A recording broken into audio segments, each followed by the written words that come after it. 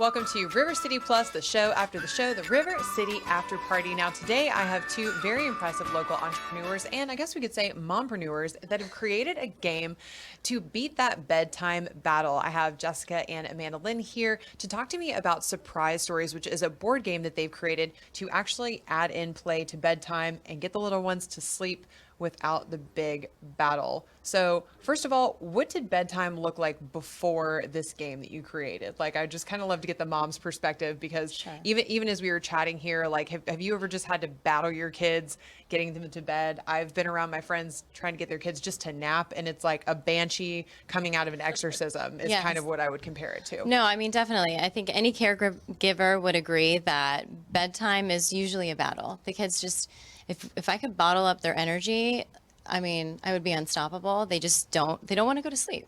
They don't want to go to sleep. So in my house, we've always done storytelling. Kind of, we'll start with books and transition to storytelling. And this was just an idea that popped in my head after telling the same story again and again and again. And my husband was out of town for a while, and so he was gone. My kids were just at their wits' end. We're fighting about what story to tell. And this idea kind of was born from that situation of challenge, like this challenging time where they were fighting over what story to tell. And I just asked one of them to give me a star, one of them to give me a setting, and I would tell the story. And it was just kind of this aha moment. So there is magic in bedtime. There is. It can hold both. It can be challenging and beautiful. And we really just want to focus on bringing out that magical moment. So on the show today, we got to, kind of talk about what brought this game to life, but I'd love to dive into more of actually how to play because like we mentioned during the show, that doesn't always seem, intuitive. It's like, okay, we're going to play, but it's bedtime. So let's talk about the design of the game and how that storytelling happens. Sure. So again, this is a fun and effective way to transition from day to night without a fight. There are multiple ways to play, but the game offers 120 cards, kind of hard to show you here. It's easier when you have it on the bed. So star, setting, and storyline. Trade me. I was like, hey, this is live. We have a technical difficulty. You guys continue. Okay. You guys continue. So star, setting, and storyline, you choose one card from each deck, and then you tell a story based on your 3-card selection. So that is the most simplistic way to explain it. The settings and the storylines all have 4 lines of poetry that is just rhythmical. It's got a good cadence. It rhymes. Kids love it. So it's kind of like its own little world. It really helps to spark creativity and imagination. And then the details on all the cards the illustrations are packed with details. So that is something that I really knew that I wanted to have in the game is just a fun way to really help kids to, there we go. Amanda Lynn, you're doing a great job. She's I like know, she's Vanna White over here. Exactly, that's what I was just gonna say. So it really is great because so that's how you play. It's a simple way to play, and then on the inside of the box there are more ways to play. So it really is age adaptable. It can go into different variety of games. So you can either just tell the story, like my daughter likes to take the mic and run with it. My son is a little bit younger, and he likes to play One Hit Wonder and Tag Your It. So those are more shared story experiences. So depending on how many kids you have, how many kids are playing, it really helps bonding to create this shared experience where One Hit Wonder, each person is contributing one sentence to the story. So it can get crazy with different twists and turns. And then Tag Your It, you just start a story and you tag someone in to pick up where you left off. So there are definitely a ton of ways to play, age adaptable. So that's really helpful. And then we even just I want to emphasize again, the illustrations and the poetry really helps to create and spark imagination. So the whole game is designed to inspire imagination through improvisation. And with 64,000 possible combinations, you're never telling the same story twice. I know a lot of families memorize books. Like kids who Right. don't even know how to read will memorize books. My son and my daughter did that because we were just reading them again and again. So it's a new spin on storytelling where you're the creator of your story and you're never telling the same story twice. I was definitely one of those kids who memorized books. I actually told my parents that they should fire a babysitter because she tried to get me to bed early and skipped pages. And I told my parents she didn't know how to read. So, that's how I called out my sitter. See, I've been petty since day one. Like that's Vaughn's like rolling his eyes at me. Now, Amanda Lynn, you have an eighth month old. Is this your first child? This is my first child, and while she can't read, she doesn't really understand what we're saying. She loves the poems, and she loves to look at the illustrations. So she likes to hold the cards and paw at the cards, and Good size. yeah, they're a good size and they're thick, and she wants to eat the cards, but she also really just loves like reading the poems, and she knows that it's a story. She knows that where it's something fun and creative, and it's going to be exciting to see her grow up with this. And I'm sure her storytelling skills are hopefully going to be as good as Skylar and Everest, because they are the stars of this game, and it's their game. They were Jessica's inspiration, but it's going to be really fun to see her grow up with it, and bring it to school and show all of her friends. Now, as a first time parent, do you feel like this is helping you create your own rhythm of storytelling and story time and bedtime rituals that are effective? Yeah, most parents today have very strict schedules, and that just like doesn't really work for my husband and I's life.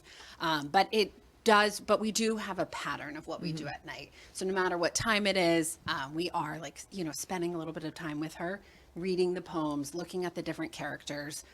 We blew up a couple of pieces of the artwork and have them in her room, which is always really fun to show her too, and it's blown up. But it creates real connection.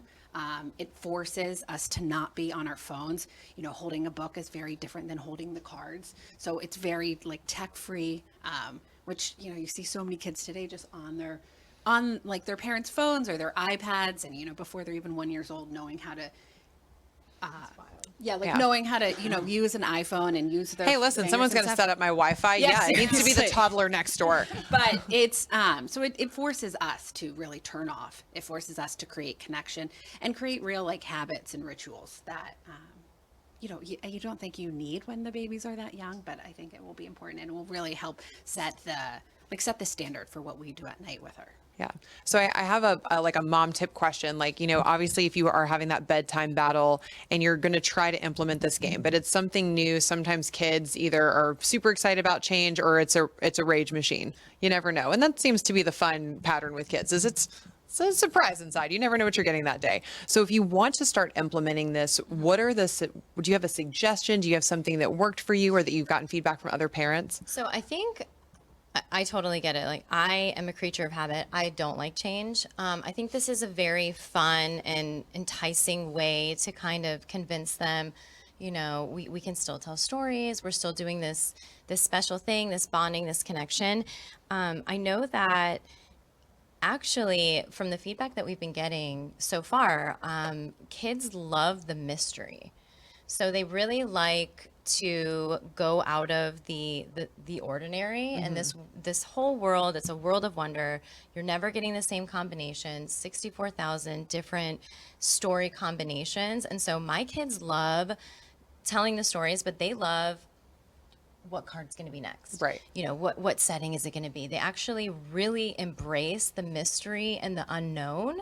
And I think that's really enticing to the kids is like, look, you don't know what you're going to get. It's a surprise. It's kind of like the gift that you keep opening again and again because it's going to be something new. Yeah. And that's so exciting. Can we read one of the cards? Go ahead, Yes. Amanda Lynn. Yeah, I was just going to say it also forces kids. We have a lot of friends who are teachers who have implemented this in their classroom, and they similar to you, like as a child you knew all the words to a book, so you weren't really like learning to read, or you couldn't prove that you were reading. You were just doing sight words, and this has been really helpful in that kids they don't know what is on the next page, so they're forced to take time to read the words. But yeah, let's read one. Oh yeah. Oh, this is good. This is a Sticking to the Christmassy spirit, one. we will read. This is a setting, and oh my gosh, this game. The North Pole. So it is full, crammed with detail. That's the other thing too.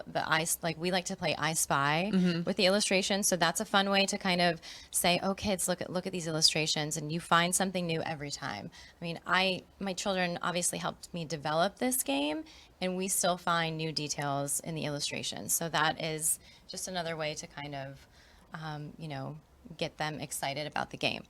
But so this is the setting, the North Pole. A world of snow and enchantment awaits, Christmas lights and carols sure to elate. Elves fill Santa's shop working hard. Better not peek. There are reindeer on guard. So that's one of the settings. So that's a setting. So what would we do once we had that setting? Well, so it depends on, we can just like pull one right now. A star. Okay. So this is the giant. So this is going to be your star. That's the setting. And then we would have to play a storyline. What do we got? Goodbye, Gravity. So there's another poem in the storyline. So there's two of the decks of cards have 4 lines of poetry each. So goodbye, Gravity. Without warning, the world lost all gravity. Everything is floating away. What a calamity. In this weightless wonderland, all drift around. Is there any hope of coming back down? So if you get stuck, I will say, like, I'll backtrack. We have 3 information cards, 1 per each deck. I wouldn't even try to grab them out. But they have prompting questions for you. So if you're intimidated by it, or like I said, there's 64,000 combinations. I know I keep repeating that. But so the combinations can get pretty wild.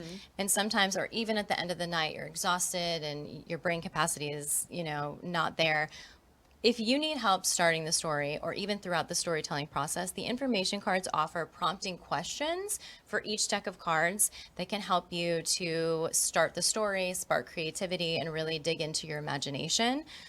So my kids, like if we get stuck, they will, by the time we read 2 or 3 questions, it's, aha, I got it.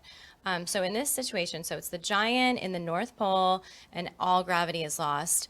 Just right off the deck, I'm thinking, the presents. All the presents are floating away. What's going on? How are we going to fix this problem? Maybe it's Christmas Eve. And what are we going to do? All the presents are floating away and the reindeer can't collect them all in time. But they remember the giant owes them a favor. So maybe they go knocking on the door. The reindeer can get there. They don't have a problem with gravity. And so maybe they call in their favor to the giant who is, mountains high. Maybe he... Is he single? Yeah. He can change all the light He's tall. bulbs. He's tall. I'm looking for one of those. Exactly. Sounds Yes. handy. Great. There you go. Handy tall. Just cross it off the list. And so maybe he's the one who ends up, collecting all the presents in a net or somehow harnessing the power of the northern lights. And, you can go on and on, or tag somebody in to help complete the story if you get stuck. So without, just as a quick example, that's how you No, do I it. think that's great. I loved seeing you like spin that just now. I almost think that like theater classes are going to be like, hey, this is a new improv Yes. game, No, or absolutely. So that is, and it says it on the box too, is, we aim to inspire inspiration through improvisation. So we're trying to inspire imagination through improvisation. And actually, my daughter's drama teacher has one. We have one of our customers who has bought many for her drama class, and just telling all her drama teachers about it.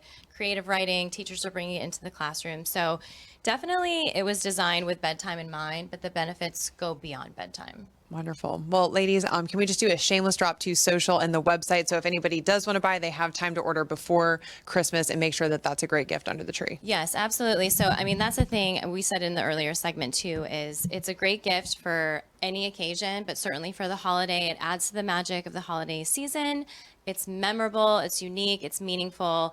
And I think, I know where to find us, thesurprisestories.com. You can also go to the site and check the retail partners who are around Jacksonville. We're in quite a few stores locally. And our social, Instagram is the most active, is at The Surprise Stories as well. Awesome. Well, ladies, thank you. Thank you so much. Thank you so much for joining us for River City Plus. Now we will be back here tomorrow at 10:15 for even more of a deep dive. We actually have an exclusive music video dropping by Sunchild. Yes, they made it onto Kelly Clarkson's top favorite playlist, and we're going to have music from them tomorrow on the show for River City Live at 9:30. And don't miss that music video at 10:15. So we'll see you tomorrow morning on River City Live. Thank you.